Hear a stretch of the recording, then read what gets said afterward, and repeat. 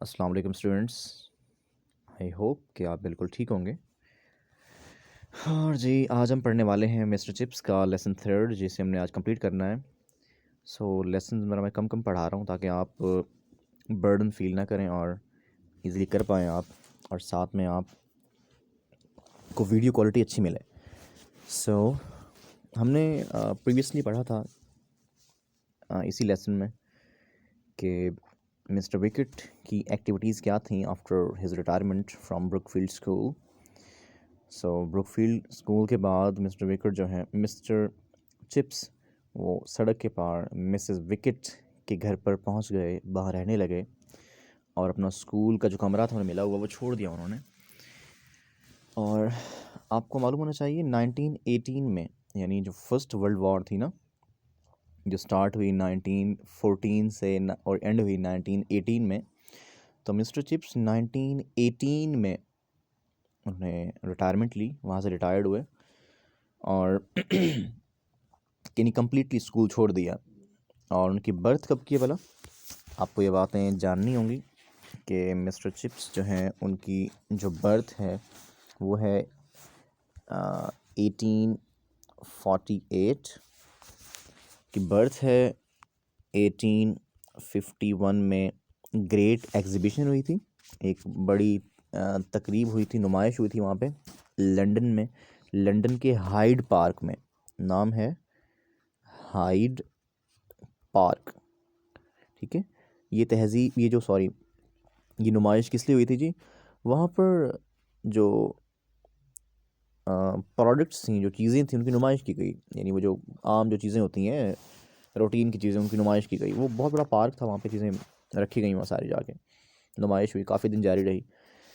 तो फिर यानी बता रहे हैं कि चिप्स इस साल पैदा हुआ और इस साल यानी उससे वो जो 1851 की जो तहजीब वो तकरीब थी, नुमाइश थी चीज़ों की, अजीम नुमाइश उसे बोलते हैं, ग्रेट एग्जीबिशन, ठीक है। तो वो उसे याद थी चिप्स को। अच्छा जी, तो इसके अलावा जी चिप्स को फिर चिप्स ने जो है, हमें बताया गया कि चिप्स ने 1869 को एक स्कूल ज्वाइन किया जिसका नाम था मेलबरे स्कूल। वहाँ उसका डिसिप्लिन अच्छा नहीं था, उसे वहाँ मज़ा नहीं आया बिल्कुल भी, उसने वो छोड़ दिया और 1870 में उसने ज्वाइन कर लिया जी ब्रुकफील्ड स्कूल।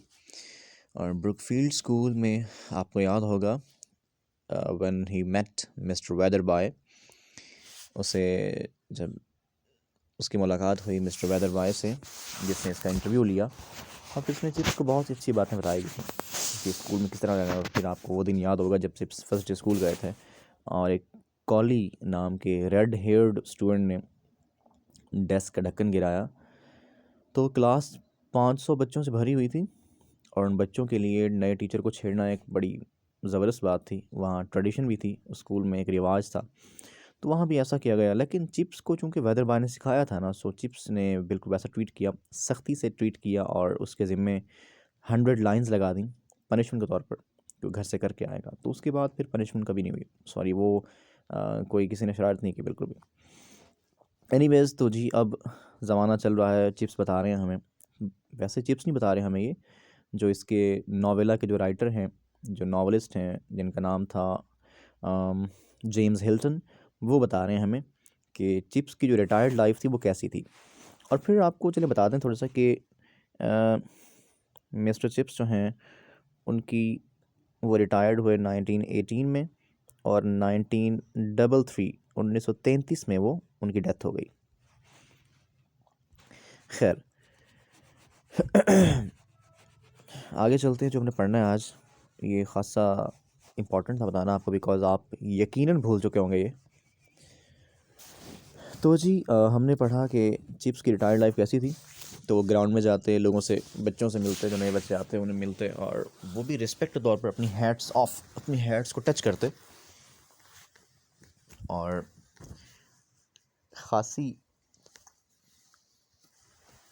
चिप्स की इज़्ज़त भी करते थे वो। तो चिप्स उन्हें फिर चाय पर बुलाते थे कि उसके पास चाय पर आते वो, और चिप्स उन्हें जो है चाय पेश करते, चाय भी खुद बनाते वो। और इसके अलावा वो वॉलनट केक सर्व करते और मक्खन के साथ क्रम्पट्स यानी केक सर्व करते हैं उन्हें। और फिर उन्हें 5 बजे घर भेज देते।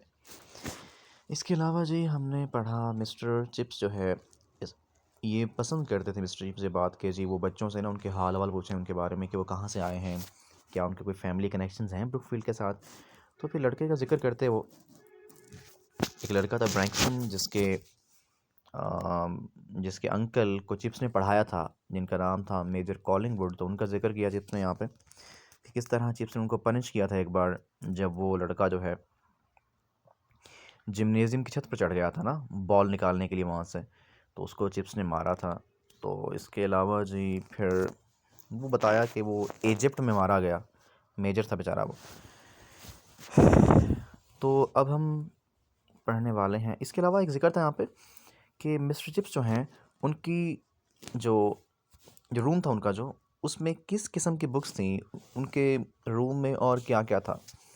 तो मिस्टर चिप्स का रूम जो था ना बिल्कुल एक टीचर के अंदाज में सजा हुआ था, जिसमें किताबों की अलमारियाँ थीं, कुछ ट्रॉफ़ीज़ पड़ी हुई थीं। यानी मैं आपको यहाँ पे हाईलाइट कर दूँ ताकि आपको दोबारा रिकॉल हो जाए कि जी सॉरी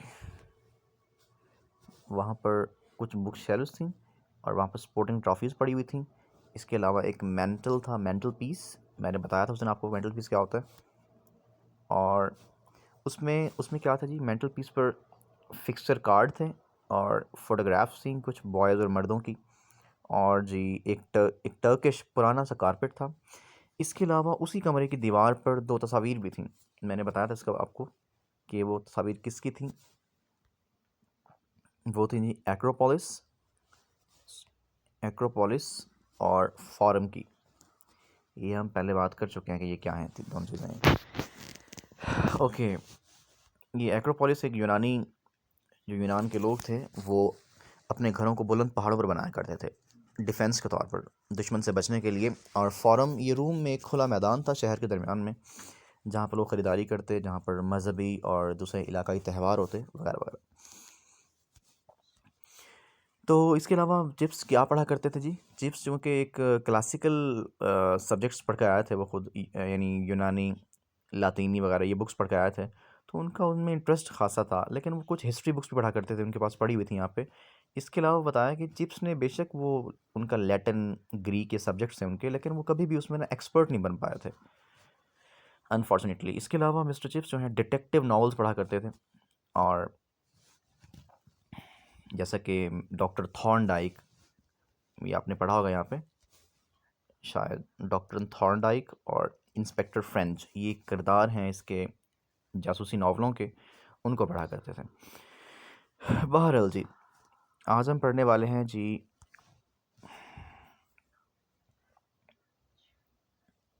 मैं देख लूँ ज़रा,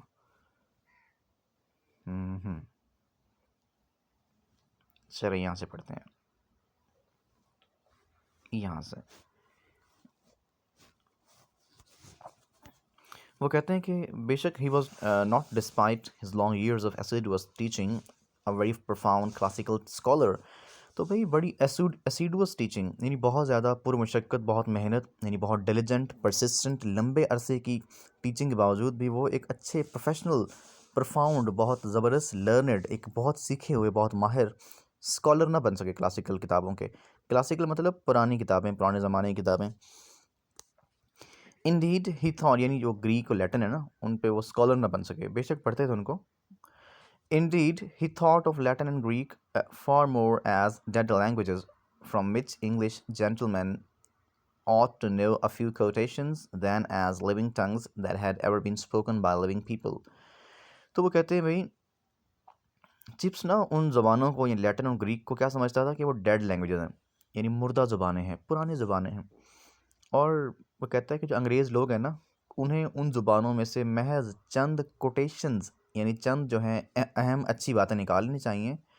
और चिप्स के ख़्याल में वो ज़ुबानें क्या थीं जी, वो मुर्दा ज़ुबानें थीं, बजाय कोई ऐसी ज़ुबानें जिन्हें लोग बोला करते थे कभी।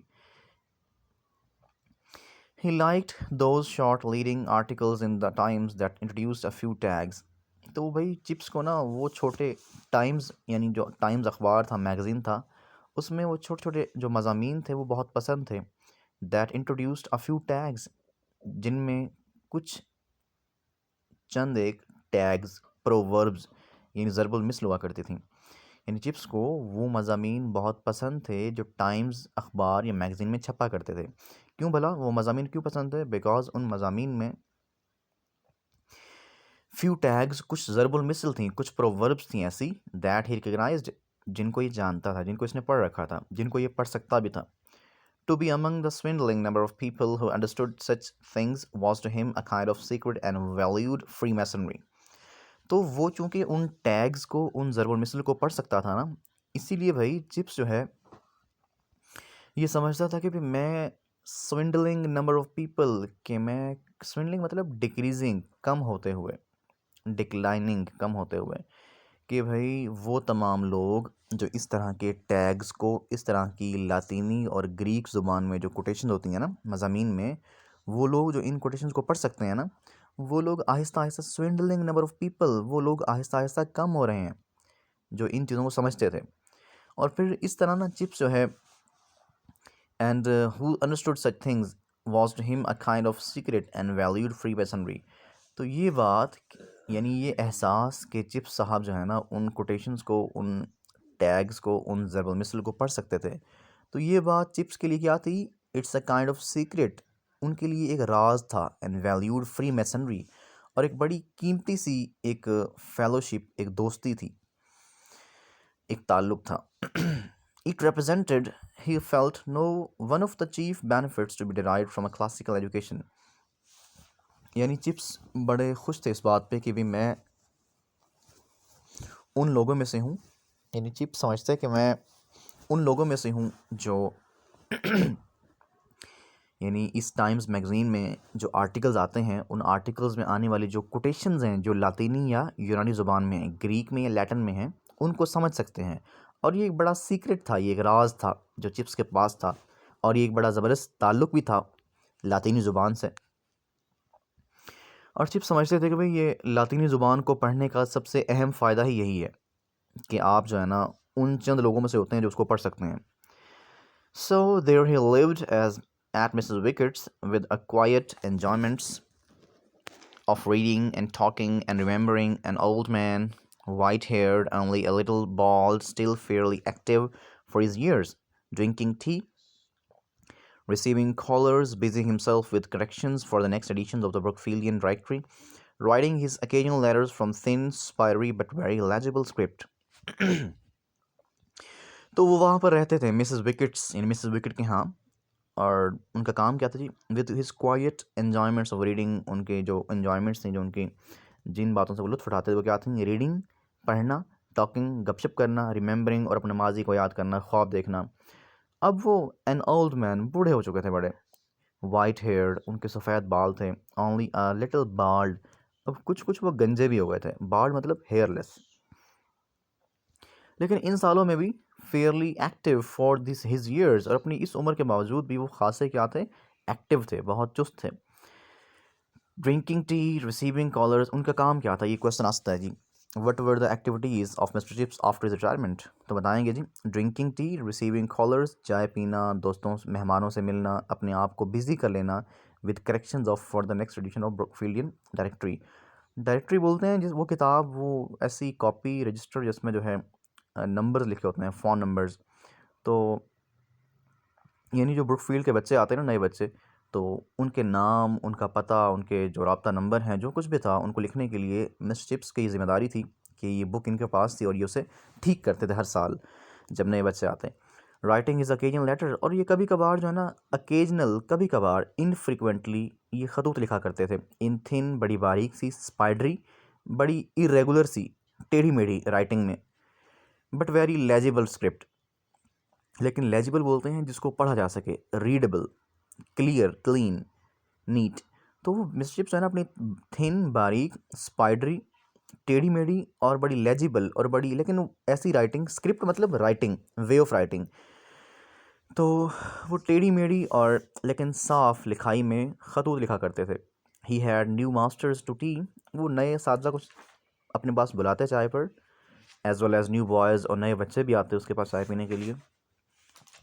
There were two of them that autumn term, and they were leaving after their visit पर उनमें से ना ऑटम टर्म के एंड पर जो है 2 टीचर्स नए आए थे as they were leaving there after their visit, और जब वो अपनी विज़िट के बाद, जब वो मिस चिप से मिलने के बाद वापस जा रहे थे, वन ऑफ देम कमेंटेड, उनमें से एक ने कमेंट किया, तबसरा किया, quite a character the old boy, ये बूढ़ा लड़का भी एक ख़ास किरदार है। इज़न्ट ही, क्या ऐसा नहीं है? ऑल दैट फस about mixing the T, a typical bachelor. तो चाय बनाते हुए इतना फस, इतना झगड़ा, इतना शोर शराबा, इतना जज्बातियत। फस मतलब एक्साइटमेंट, जोश। यानी वो कहते हैं कि भी चाय बनाते हुए भी इतना शोर मचाता है ये बंदा, इतना जज्बाती हो जाता है ये, इतना जोशीला हो जाता है इस काम पे भी। अ टिपिकल बैचलर, और ये एक बड़ा मखसूस किस्म का एक कमारा आदमी है। If ever there was one, अगर ये कभी था। तो बेसिकली वो उस्ताद नहीं जानते कि ये कवारा था। वी नो कि चिप्स मैरिड, चिप्स ने शादी भी की थी इन आई थिंक 1896 में, 1896 में कैथरीन के साथ। लेकिन after a couple of year 1898 में उसकी डेथ हो गई कैथरीन की। सो पढ़ेंगे हम इसे। तो विच वॉज ऑडली इनकरेक्ट, तो टीचर कहते हैं ये कमारा है, तो वो कहता है जी विच वॉज ऑडली इनकरेक्ट, और ये बात गलत थी, because Chips was not a bachelor at all, क्योंकि चिप्स जो है बैचलर कमारा नहीं था। बैचलर मतलब अनमैरिड पर्सन, अनवेडेड।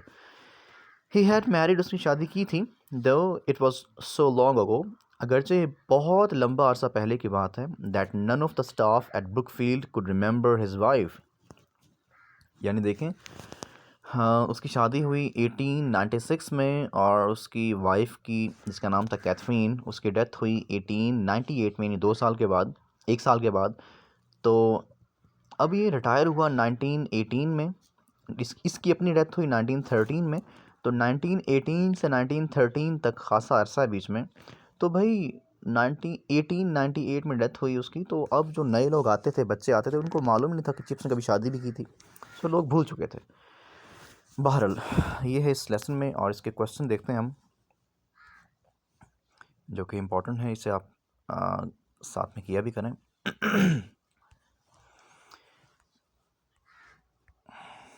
जी,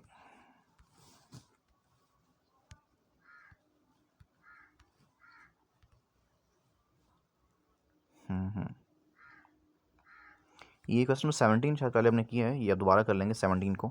इसका नाम बोल रहा हूँ मैं। How was Mr Chips room decorated at Mrs Wickett's house? How was Mr Chips room decorated at Mrs Wickett's house? ये है जी। और 20th क्वेश्चन है, what kind of books did Mr Chips had? Mr Chips के पास कमरे में कैसी बुक्स पड़ी हुई थी? और 21st क्वेश्चन है हमारे पास कि जी चिप्स साहब कैसी बुक्स पढ़ा करते थे? What kind of books did chips read? इसके अलावा जी थोड़े से बाकी क्वेश्चन हमारे, और हाँ जी 25th क्वेश्चन है।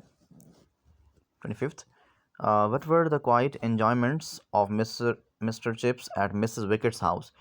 तो मिसेस विकेट के हाउस में, घर में, मिस्टर चिप्स की क्या एन्जॉयमेंट्स थी? वो किस तरह अपना टाइम पास करते? वो हमने जाना जी कि चाय बनाने में, और अपने कॉलर्स को रिसीव करने में, उन्हें चाय सर्व करने में, उनसे गपशप करने में, अपने और ख्वाबों में रहने में, और ब्रुकफील्ड की डायरेक्टरी को ठीक करने में, ये सारी उनकी बातें थी जिसमें वो रहा करते थे। और ये very important question, who was mister Collingwood? 27 question है। पहले हमने क्या 25 किया था ना हमने, अब हमने करना है 27, हु वाज कॉलिंगवुड? ओके जी, that's all from my part and for today. इसकी ऑब्जेक्टिव आप कर लेंगे खैर से, लाजमी, मुझे उम्मीद है आप कर रहे होंगे। ठीक है, सो गुड बॉय, अल्लाह हाफ़िज़।